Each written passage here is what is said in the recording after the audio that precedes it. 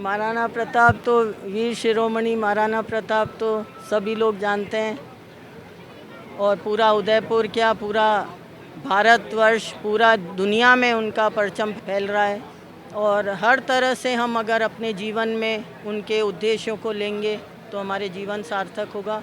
और महाराणा प्रताप ने तो सभी को एक सूत्र में बांध के रखा, कोई ऊंच नीच नहीं, और वो तो खुद जंगल में रहते और सबको गले से लगाते थे। तो यही अगर हम लोग सभी को एक होके अब पूरे भारत में, जो कि मोदी जी की इच्छा है, वो करेंगे तो पूरे भारत को हम एक सूत्र में बांध के विकास की ओर बढ़ेंगे। और हर घर में मैं चाहती हूँ कि इसी तरह का आशीर्वाद और पहले जैसा जो महाराणा प्रताप के टाइम में जो भी था वो वापस से शुरू होए, और हम यही चाहते हैं कि पूरा भारतवर्ष उसी तरह संपन्न होए और आगे बढ़े, अग्रसर रहे। धन्यवाद।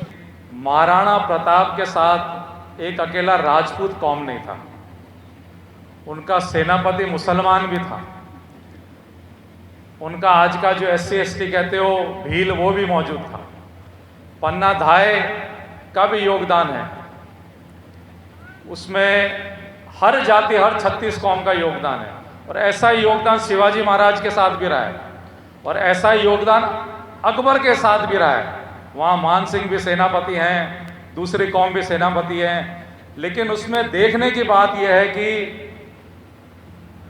कौन किस उद्देश्य के साथ खड़ा है। अकबर का उद्देश्य क्या है और महाराणा प्रताप का उद्देश्य क्या है, वो अपने को देखने का जरूरत है। जैसे कौरवों और पांडवों का जो धर्म का जो उनका और अधर्म का जो उद्देश्य था, तो कृष्ण किस तरफ खड़े थे? कृष्ण धर्म और रक्षा और आने वाले भविष्य के साथ खड़े थे। तो वो आप लोगों को तय करना है कि ये सिर्फ राजपूतों का त्योहार नहीं है, जयंती, ये 36 कौम का त्योहार है, क्योंकि महाराणा प्रताप ने जो योगदान दिया है वो राष्ट्र के लिए दिया है और राष्ट्र के बलिदान के लिए दिया है। राम भगवान थे जो वाल्मीकि के बिना अधूरे थे, सबरी के बिना अधूरे थे। कृष्ण जो थे यदुवंशी और यादवों के बिना अधूरे हैं। बाबा रामदेव भगवान है, मेघवाल के बिना अधूरे हैं। तेजाजी महाराज हैं, जाटों के बिना अधूरे हैं। तो राजपूत के साथ उसको 36 कौम का अगर साथ नहीं मिलता है तो राजपूत आज भी अधूरा है। क्योंकि इस आजादी के बाद 1947 के बाद अगर एक ही कौम है जो बेरोजगार हुई है, वो है राजपूत कौम। बाकी सबका जो मूल काम है वो उनके हाथ में आज भी है। राजपूतों से उनके शस्त्र छीन लिए गए हैं, देश की रक्षा उनसे छीन ली गई है। तो 2-3 पीढ़ी तक तो राजपूतों को, क्षत्रियों को समझ में नहीं आया कि हमको करना क्या है। हम किसान हैं, हम उद्योगपति हैं, कि बढ़िए हैं, कि धंधा करना भी नहीं आता, तो उनको समझ में नहीं आ रहा है अभी तक। तो आप लोगों को वो तय करना जरूरी है कि आपके यहाँ पे जो राजनेता बैठे हैं, चाहे किसी भी कौम का हो, गुर्जर समाज का हो, मीणा समाज का हो, और दूसरे कौमों से भी मेरा यही अनुरोध है, चाहे आप राजपूत को भी चुनते हैं तो वो देखो वो आपके यहाँ करौली के लिए वो कितना योगदान दे रहा है। चाहे मलिंगा साहब हैं, आपका राज परिवार यहाँ पे है, दूसरे कॉन्स्टिट्यूंसी में भी, और वो आपके क्षेत्र के विकास के लिए क्या कर रहे हैं। आपका हसदेव का जंगल है छत्तीसगढ़ में, वो जंगल सरकार ने पूरा काट दिया गया है। आदिवासी वहां रो रहे हैं, पीट रहे हैं, मर रहे हैं इतने सालों से, लेकिन उनकी सुनवाई नहीं है। यहाँ आपका फॉरेस्ट का नियम पूरा लागू कर देंगे कि रोड नहीं बन सकती यहाँ पे, क्योंकि फॉरेस्ट का है, NOC नहीं मिलती। वहां आपके किलोमीटरों में जंगल आपके काट देंगे हसदेव के। आज आपके केदारनाथ का जो मंदिर है, वहां पे एक अद्भुत ही चमत्कार हुआ है। मंदिरों में चमत्कार देखने को मिलता है कि आप कोई भी धातु लेके जाओ, भगवान की मेहरबानी होगी तो आपकी झोली भर देगी, उस बर्तन को सोने का बना देगा भगवान। लेकिन केदारनाथ में चमत्कार ये हुआ है कि नई जो सरकार आई है, पुराने ट्रस्टियों को उन्होंने वहां से हटाया है, पुराने मेहनतों को वहां से हटाया है, और जो वहां चादर लगी हुई थी सोने की, बर्तन जो थे सोने के, वो सब पीतल के बन गए, सब पीतल के बन गए।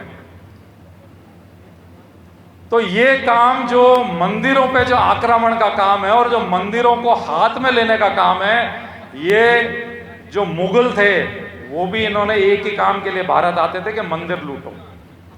अंग्रेज आए, उन्होंने भी ये काम किया, मंदिर लूटो। और ये सरकारें भी ये काम कर रही है कि मंदिर जनता के पास नहीं रहने चाहिए, मंदिर हमारे पास रहने चाहिए, मंदिरों पे लूट करो। क्योंकि आज राम मंदिर बना, सब एक एक पाई आम जनता की है, सरकार का एक पैसा नहीं है। 1400 करोड़ रुपए लगे। आज वहां पे जो दान आ रहा है वो नकद में आ रहा है, उसका कोई बही खाता नहीं है, कोई रिकॉर्ड नहीं है। वो पैसा जाता है सरकार को, सरकार कहाँ इस्तेमाल कर रही है कोई पता नहीं है।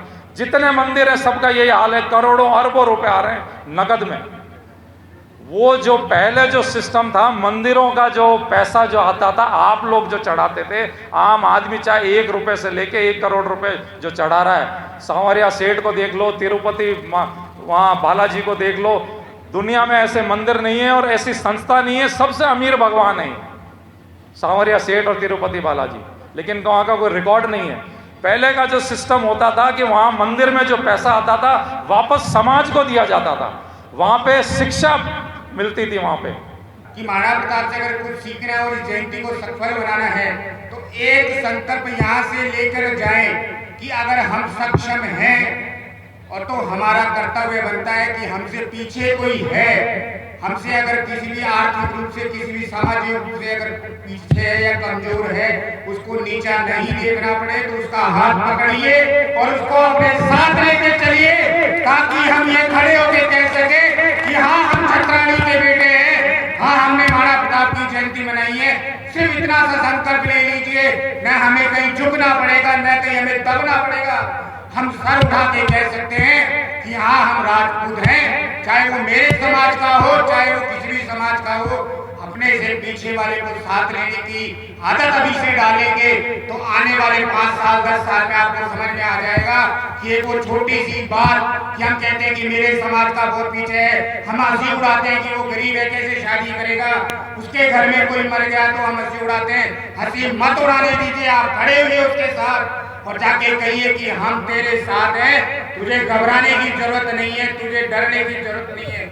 इतना सा संकल्प यहाँ से लेंगे। क्या आप लेने के लिए तैयार हैं? तो अपने दोनों हाथ खड़े करके कहिए आज महाराणा प्रताप की जयंती है, उनके सपनों को अगर साकार करना है, जिस तरह उन्होंने अपने स्वाभिमान के लिए 36 कौम की रक्षा के लिए अब घास की रोटियां खा ली थी लेकिन स्वाभिमान से समझौता नहीं किया। आज हमें फिर संकल्प लेना है कि हमें सबको साथ लेना है और जो मेरे से पीछे है किसी भी रूप से अगर मैं मदद कर सकता हूं तो उसकी मुझे मदद करनी है, उसको मेरे साथ कंधे से कंधा मिला के चलना है। इतना ही कहूंगा। सभी आयोजकों का धन्यवाद दूंगा कि आपने हमें इतने बुलाया। आपको बहुत बहुत धन्यवाद। जय मां करणी, जय राज।